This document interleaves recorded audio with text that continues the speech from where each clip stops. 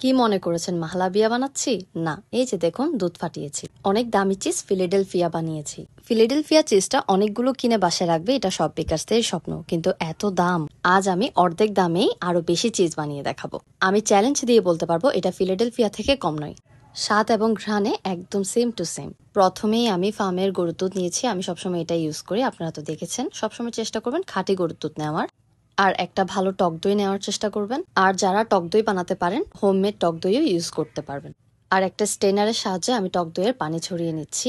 আর নিতে হবে 2টা ফ্রেশ লেমন, ওই জুসটা দিয়ে আমরা ছানা কাটবো, ভিনেগার ইউজ করব না। আমি অনেকবারই ফিলাডেলফিয়া চিজটা ইউজ করেছি এবং আমি যতবারই ইউজ করি অনেক বেশি দাম এবং পরিমাণেও অনেক কম থাকে, কিন্তু আমি এবার অবাক হয়ে গিয়েছি এটা বানিয়ে যে এত বেশি সিমিলার, এত বেশি পারফেক্ট কিভাবে হয়েছে।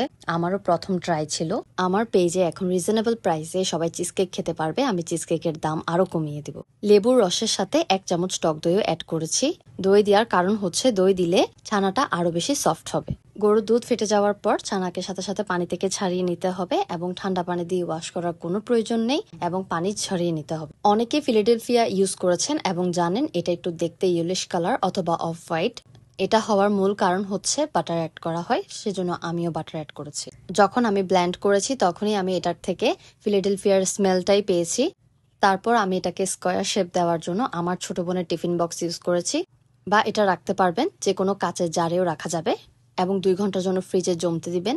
আমি ভিডিওতে আগেই দেখিয়ে ফেলেছি, তাই বেশিক্ষণ 1 আওয়ার মতো রেখেছিলাম।